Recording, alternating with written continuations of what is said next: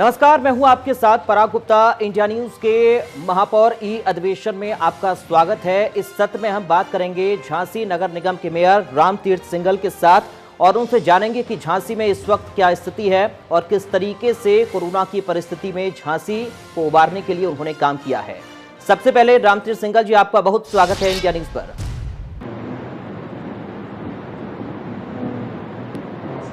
आपको बहुत बहुत धन्यवाद। इंडिया न्यूज़ और इंडिया न्यूज़ के सभी दर्शकों को मैं सादर प्रणाम करता हूं और इस चीज़ के लिए आपका आभार व्यक्त करता हूं कि आपने उत्तर प्रदेश के सारे महापौर्स को एक प्लेटफॉर्म दिया है अपनी बात कहने के लिए। जी सिंघल साहब, क्योंकि आपको हार्दिक बधाई। जी सिंघल साहब, क्योंकि कोरोना का पेंडेमिक ऐसा आया जिसने विश्व स्तर पर सबकी चुनौतियां बढ़ा दी। शासन स्तर से लेकर प्रशासन तक चुनौतियों का सामना करते हुए नजर आए और साथ ही लोगों के सामने एक बड़ी मुसीबत थी। पूरे देश में भी स्थितियां कैसी रहीं ये सबने देखा, लेकिन झांसी में जिस तरीके से मामले बढ़े, प्रशासनिक और शासन स्तर का जो समन्वय बना, उसकी कड़ी मेहनत से ही एकदम से कोरोना केसेस कम हुए और लगभग 3 से 4 सप्ताह में ही 85 से 90% तक की गिरावट इसमें देखी गई और रिकवरी रेट भी 65 से 70% बढ़ गया। मैं चाहूंगा सबसे पहले आप बताएं झांसी की अभी स्थिति क्या है और किस तरीके से चुनौतियां आपके सामने रही।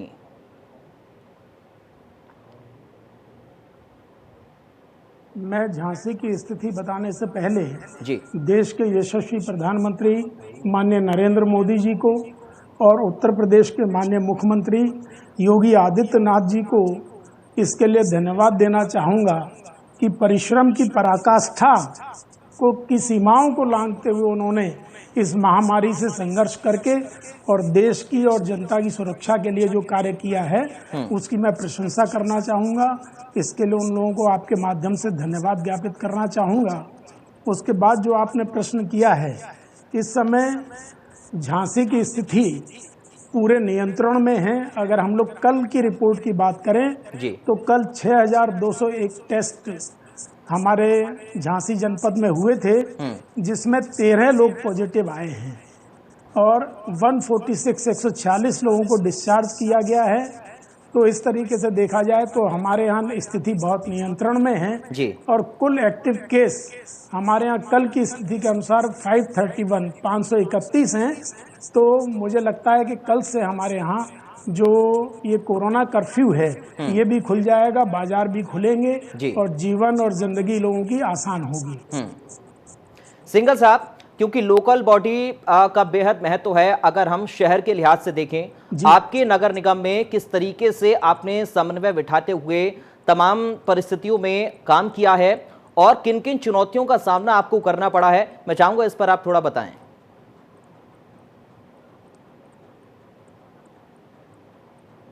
देखिए, ये सबके समन्वय के बिना तो ये इस महामारी से लड़ना मुमकिन नहीं था और ना भविष्य में हो सकता है। भगवान ना करे ऐसी परिस्थितियां बने, लेकिन सभी के सामंजस्य से हम लोग इस काम को कर पाए हैं। सबसे ज्यादा कठिनाइयां पहली लहर और दूसरी लहर में अगर हम परिवर्तन के रूप में देखें तो दूसरी लहर में कठिनाइयां ज्यादा आई हैं, जिसमें लोगों को बेड्स की कमी की समस्या का सामना करना पड़ा, ऑक्सीजन की कमी की समस्या का सामना करना पड़ा, वेंटिलेटर्स की कमी की समस्या का सामना करना पड़ा। लेकिन हमारी उत्तर प्रदेश की सरकार, हमारा जिला प्रशासन, हमारे नगर निगम के आयुक्त, नगर निगम के अधिकारियों की टीम, हमारे उप सभापति और सारे जो पार्षदगण हैं, सभी लोगों ने मिलकर के एक टीम वर्क के रूप में काम किया है और अपनी अपनी जिम्मेदारी अपने समाज के प्रति समझते हुए हम लोगों ने काम किया है, जिससे हम इन समस्याओं से उबर पाने में सफल हो पाए हैं। जैसे ऑक्सीजन की कमी की समस्या थी, अब मेडिकल कॉलेज में और झांसी के सिविल हॉस्पिटल में ऑक्सीजन प्लांट लगने जा रहा है। मेडिकल कॉलेज में ऑक्सीजन प्लांट लगने के बाद हर रूम तक, हर आईसीयू बेड तक ऑक्सीजन पहुंच सके, इसके लिए नगर निगम के व्यय पर हम अपने व्यय से वहां पर ऑक्सीजन पाइपलाइन डालने का कार्य अपने हाथ में लिया है। तो इसी क्रम में जैसे ये वेंटिलेटर्स की कमी महसूस हुई तो मैंने स्वयं अपनी ओर से 4 वाईपैप मशीन जो कि फास्ट फ्लो ऑक्सीजन मशीन्स कहलाती हैं, जी। ये हॉस्पिटल्स को मैंने उपलब्ध कराई। उसके बाद 6 बाईपैप मशीनें हम लोगों ने मेडिकल कॉलेज को नगर निगम ने उपलब्ध कराई। जी। इस तरीके से जो भी समस्याओं का समाधान हो सकता था, उन समस्याओं का समाधान हम सब ने मिल करके किया है। ठीक है, क्योंकि ट्रिपल टी के फॉर्मूले पर शुरुआत से ही जोर दिया सूबे के मुखिया योगी आदित्यनाथ ने।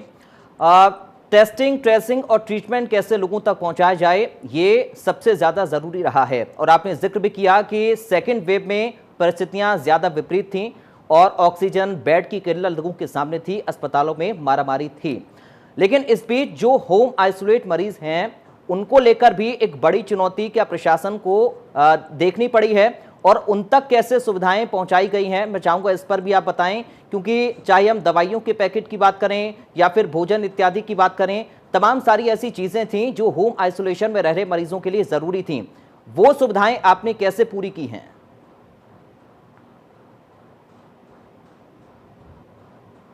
देखिए, पहली जो लहर थी उसमें जो सबसे बड़ी समस्या हम लोगों के सामने आई थी जी। विशेष रूप से झांसी जनपद में भी और उत्तर प्रदेश में भी, जो पूरे देश में हमारे प्रदेश से या हमारे बुंदेलखंड से या हमारी झांसी से जो प्रवासी श्रमिक अन्य प्रदेशों में रोजगार की दृष्टि से जाते थे, वो बड़ी संख्या में अपने उत्तर प्रदेश में और हमारे जनपद में लौट करके आए थे। उनके लिए भोजन को उपलब्ध कराना एक बड़ी चुनौती थी जी। लेकिन जिला प्रशासन, हमारे संघ परिवार और हमारे व्यापार मंडल और जो एनजीओज होते हैं, सामाजिक संगठन होते हैं, उन सब ने मिलकर उनको भोजन उपलब्ध कराने का एक बहुत बड़ा कार्य किया था जी। बहुत डर था कि वो खुद कोरोना संक्रमित ना हो जाएं, कि उसके बावजूद ये काम किया गया। नगर निगम ने पिछली लहर के दरमियान कम्युनिटी किचन संचालित की थी, उसके माध्यम से प्रतिदिन जरूरतमंदों के पास तक भोजन पहुंचाने जाने का कार्य नगर निगम ने सफलतापूर्वक जिम्मेदारी के साथ में किया था। और जहां तक अब की बार की बात है, जो होम आइसोलेट लोग हैं, उनकी टेस्टिंग, ट्रेसिंग या उन तक सुविधाएं पहुंचाने के लिए हमारे जितने भी पार्षदगण हैं, वो माननीय पार्षदगण निगरानी समितियों के, जो वार्डों में निगरानी समिति होती है, उसके वो अध्यक्ष हैं। उनके माध्यम से जैसे पल्स ऑक्सीमीटर हम लोगों ने उनको उपलब्ध कराए, थर्मल स्कैनर उनको उपलब्ध कराए, ICMR के द्वारा जो दवाइयों का रिकमेंडेशन था कि ये दवाइयाँ दी जा सकती हैं, वो दवाइयों की किटें हम लोगों ने उसका वितरण कराया और उनके घरों तक पहुंचाई गई। इसके अलावा व्यक्ति स्वस्थ हो तो भी और कोरोना पीड़ित हो तो भी, दोनों स्थितियों में वेपोराइजर की बड़ी आवश्यकता पड़ती है, जो भाप लेने वाली मशीन होती है। स्वस्थ व्यक्ति बीमार ना हो, बीमार व्यक्ति जल्दी स्वस्थ हो, उसका नोज थ्रोट क्लियर रहे, डॉक्टर्स भी रिकमेंड कर रहे थे। इस दृष्टि से वेपोराइजर मशीन्स मैंने स्वयं अपने पार्षदों के माध्यम से, अपने संगठन के माध्यम से लोगों तक पहुंचाई हैं और आगे भी इस क्रम को हम लोग जारी रख रहे हैं। ठीक है, क्योंकि आपने खुद इस बात को कहा सिंघल साहब कि सेकंड वेव में ऑक्सीजन की किल्लत ज्यादा लोगों के सामने थी, और मुझे इस बात से एक बात भी याद आई, मुख्यमंत्री योगी आदित्यनाथ ने ऐलान किया कि झांसी में 6 ऑक्सीजन प्लांट लगेंगे। मैं चाहूंगा इस पर आप बताएं कि किस तरीके से इस पर काम हो रहा है, क्योंकि जो थर्ड वेव का अंदेशा है उसमें ये कहा जा रहा है कि बच्चों को ज्यादा ये प्रभावित कर सकती है। तो ऐसी विपरीत परिस्थितियां थर्ड वेव अगर आती है तब ना बने, तो किस तरीके से काम किया जा रहा है? इसके लिए देखिए पूरी तैयारियां कर ली गई हैं जी। प्रदेश शासन से जो दिशा निर्देश प्राप्त हुए हैं जी, उनके अनुपालन में जिला प्रशासन ने यहाँ पर 6 ऑक्सीजन प्लांट लगाने का काम प्रारंभ कर दिया है। इसके अलावा जो पीडियाट्रिक ICU वार्ड हैं, उनमें और ICU बेड्स की व्यवस्था के लिए कार्य प्रारंभ कर दिया गया है। माननीय मुख्यमंत्री जी की ये अपेक्षा थी, ये निर्देश थे कि सभी जनप्रतिनिधि CSC और PSC, प्राथमिक स्वास्थ्य केंद्र और सामुदायिक स्वास्थ्य केंद्रों को गोद लें।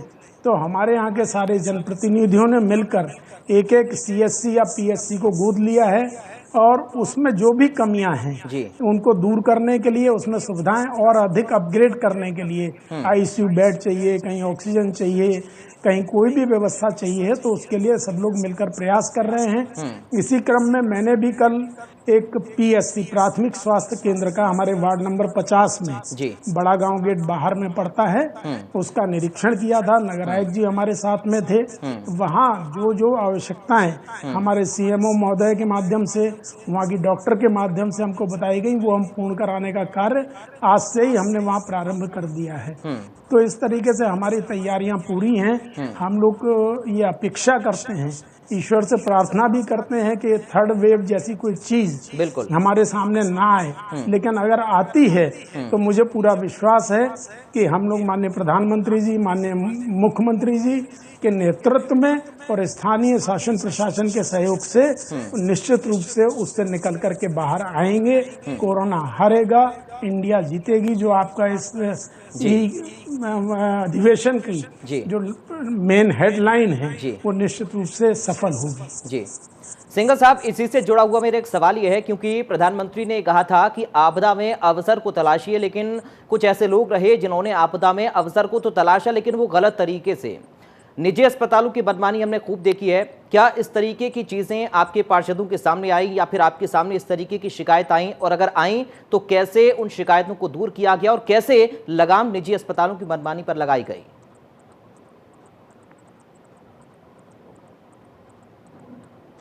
निश्चित रूप से इस तरह की कुछ शिकायतें हम लोगों के और जिला प्रशासन के समक्ष आई थी जी। और यहाँ पर जिला प्रशासन, पुलिस प्रशासन ने तेजी से कार्रवाई करते हुए रेमडेसिविर इंजेक्शन की कालाबाजारी में कुछ 6-7 लोगों को गिरफ्तार भी किया था। तो इस त्वरित कार्रवाई के कारण से इन चीजों में कमी आई, और भविष्य में ऐसा ना हो इसके लिए जो सरकार की गाइडलाइन है उसके अनुसार सभी प्राइवेट हॉस्पिटल्स जो L1 हैं, L2 हैं, L3 हॉस्पिटल्स हैं, उनके लिए रेट निर्धारित कर दिए गए हैं, और कोई भी अस्पताल अधिक चार्जेस किसी भी मरीज से, किसी भी तीमारदार से ना ले सके, इसके लिए निश्चित रूप से हम लोग सारे लोग सजग हैं।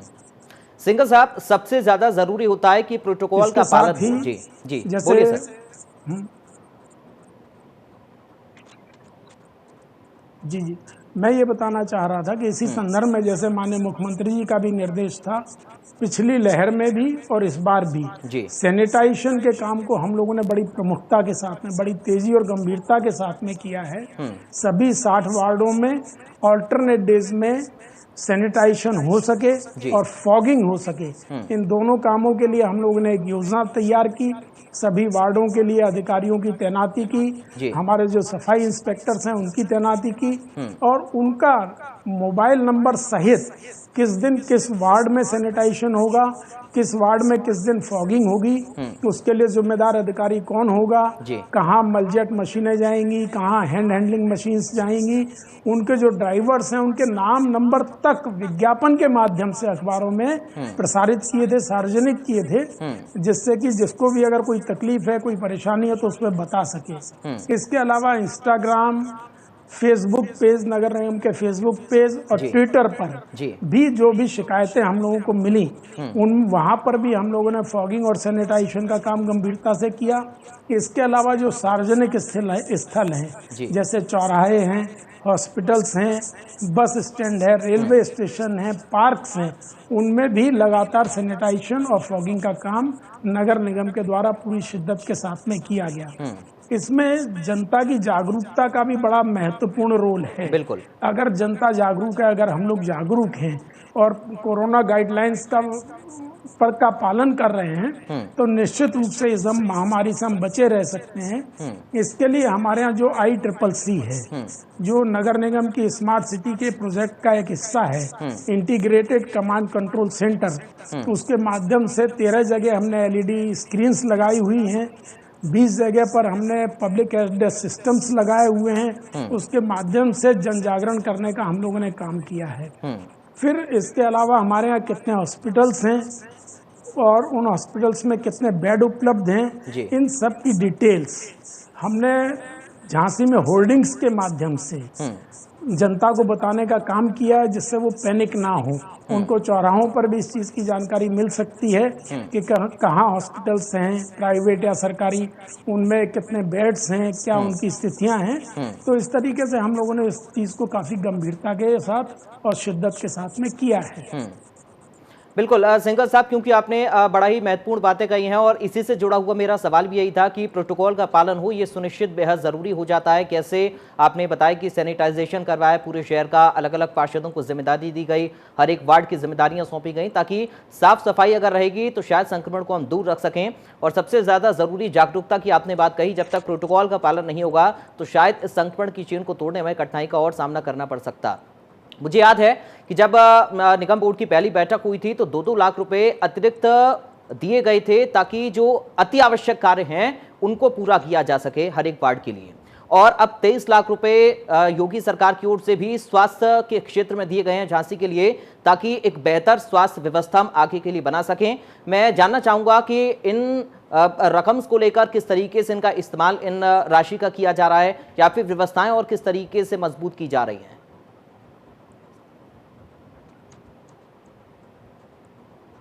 देखिए, जहाँ तक स्वच्छता का सवाल है जी, आप ये ऑन रिकॉर्ड है ये सारी चीज़ें कि स्वच्छता के मामले में कंपैरेटिवली अपेक्षाकृत दूसरे क्षेत्रों के सापेक्ष हमारा झांसी नगर निगम बहुत अव्वल है। जी। अगर मैं आंकड़ों के माध्यम से आपको बताना चाहूँ तो वर्ष 2018 में भारतवर्ष में झांसी 60वें नंबर पर था जी। और उत्तर प्रदेश में तीसरे नंबर पर था। 2019 में हम अखिल भारतीय स्तर पर 68वें नंबर पर थे और उत्तर प्रदेश में पुनः तीसरे नंबर पर थे। और 2020-21 के सर्वे में हम पूरे भारतवर्ष में 27 नंबर पर थे, 27वें नंबर पर, और उत्तर प्रदेश में दूसरे नंबर पर थे। तो इससे ये अंदाजा लगाया जा सकता है कि स्वच्छता के मामले में निश्चित रूप से मानकों पर झांसी नगर निगम खरा उतर रहा है। इसके लिए प्रदेश सरकार ने भी झांसी को पुरस्कृत किया था और झांसी में लगभग 1500 हमारे पास सफाई कर्मी हैं। मैं आपके चैनल के माध्यम से उन सारे सफाई कर्मियों को धन्यवाद भी देना चाहता हूँ, आभार भी व्यक्त करना चाहता हूँ कि उनके प्रयास से इस कोरोना महामारी के काल में भी जो उन्होंने अपने स्वास्थ्य को जोखिम में डालकर भी काम किया है, उसके लिए वो बधाई के पात्र हैं। क्योंकि सिंघल साहब आपने सफाई कर्मियों का जिक्र किया है, तो मैं जानना चाहूंगा क्या कुछ फ्रंटलाइन वर्कर की ओर से किया गया, किस तरीके से उनके लिए निगम की ओर से किया गया है। जो लोग प्रभावित हुए हैं, जिनके परिवार की रोजी रोटी का साधन छूट गया या फिर छिन गया, और जिन लोगों को सबसे ज़्यादा इस परेशानी के दौर में कठिनाइयों का सामना करना पड़ा, सफाई कर्मियों के परिवारों को, तो उनके लिए क्या कुछ किया गया है? जिन लोगों की मौतें हुई हैं उनके परिवारों के लिए क्या कुछ किया गया है, अगर इस पर आप बता पाएं तो।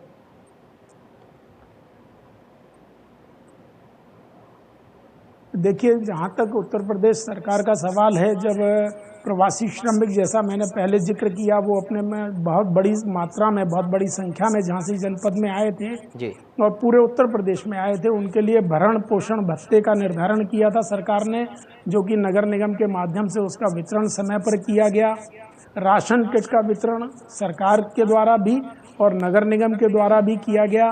और रेहड़ी पटरी दुकानदार इस समय में सबसे ज़्यादा प्रभावित हुए, वो रोज़ कमाना रोज़ खाने वाली स्थिति के लोग थे। तो ऐसे 8000 लोगों को झांसी नगर निगम ने प्रधानमंत्री स्वनिधि के माध्यम से 10-10 हज़ार रुपये का ऋण उपलब्ध कराया है।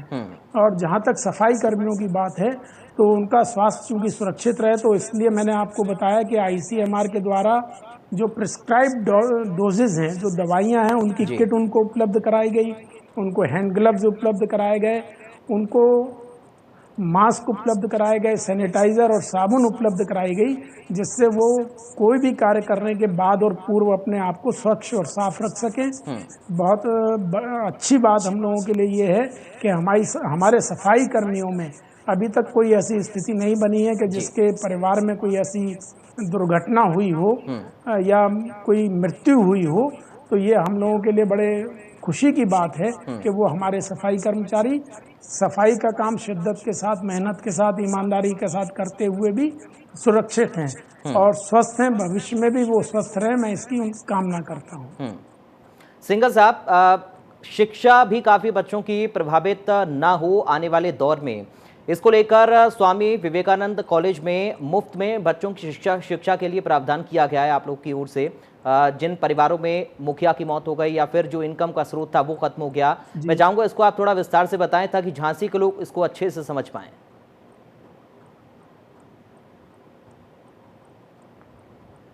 देखिए, ऐसा है कि चूंकि मैं बहुत पहले से सामाजिक और राजनीतिक कार्यकर्ता के रूप में कार्य करता रहा हूँ। जी। मैंने पहली बार ही किसी पद के लिए चुनाव लड़ा था और जनता के आशीर्वाद से मैं महापौर बना हूँ। जी।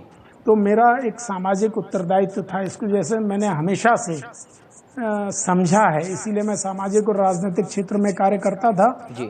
20 वर्ष पूर्व मैंने स्वामी विवेकानंद कॉलेज की आधारशिला रखी थी और ये स्कूल अपने आप में सांस्कृतिक कार्यक्रमों में और योगा के शिक्षा के क्षेत्र में और स्किल डेवलपमेंट के क्षेत्र में पिछले 10-15 वर्षों से लगातार काम कर रहा है। जी। आपको अगर रिकॉर्ड के माध्यम से मैं बताना चाहूँ तो पिछले 10 वर्षों से यूपी बोर्ड में हमारा 100% परिणाम रहा है। जी।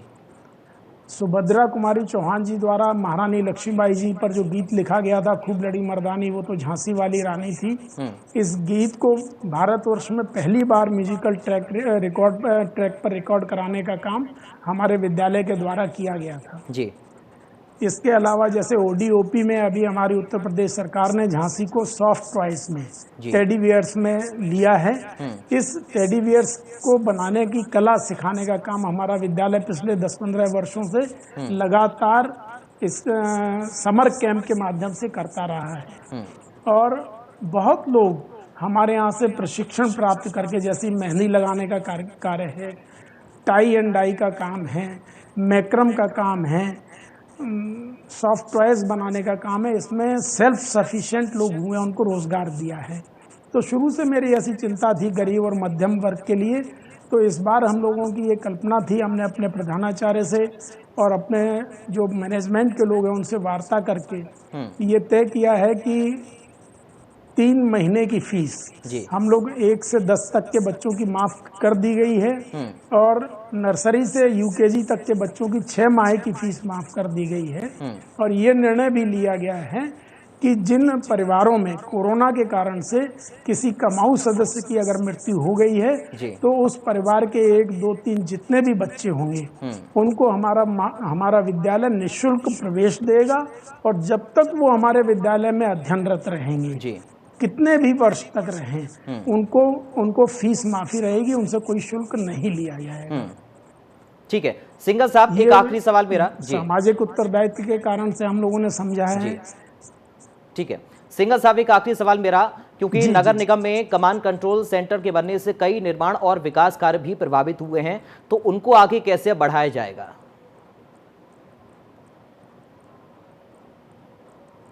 नहीं, निर्माण कार्य हमारे यहाँ प्रभावित हम लोगों ने नहीं होने दिए हैं और लगातार हम लोग टेंडर प्रक्रिया में हैं, कार्य हमारे चल रहे हैं। जैसे इस समय नालों की सफाई का काम प्राथमिकता पर होना है, वो कार्य लगातार चल रहा है और सफाई का, सैनिटाइजेशन का, फॉगिंग का, जितने भी कार्य, इंजीनियरिंग डिपार्टमेंट है, हेल्थ डिपार्टमेंट है, सारे डिपार्टमेंट्स की हम लोगों ने एक व्हाट्सएप ग्रुप बना दिया है, इस कोरोना काल में ही बना दिया है और उस पर प्रतिदिन प्रत्येक विभाग के लोग, इंजीनियर्स हैं, डॉक्टर्स हैं या हमारे सफाई इंस्पेक्टर्स हैं, हमारे जेडएसओज हैं, सारी अपनी अपनी गतिविधियां फोटो और वीडियो के माध्यम से अपलोड करते हैं। उसको हम लोग मैं देखता हूं, हमारे नगर आयुक्त देखते हैं और जो निर्देश देने होते हैं व्हाट्सएप ग्रुप पर निर्देश देते हैं। तो हमने किसी कार्य को प्रभावित नहीं होने दिया है और अभी हमारे यहाँ 60 वार्ड हैं, 60 पार्षद हैं, 10 नॉमिनेटेड पार्षद हैं जो राज्य सरकार ने नामित किए हैं। सभी 70 पार्षदों के द्वारा सुझाए गए 20-20 लाख रुपए के कार्यों के टेंडर हम लोग जारी करने जा रहे हैं। हमें सभी लोगों के सुझाव प्राप्त हो गए हैं, तो उन प्रस्तावों पर टेंडर होने जा रहे हैं। तो हमने विकास की गति को कहीं नहीं रुकने दिया है और ईश्वर ने चाहा तो ये रुकेगी भी नहीं।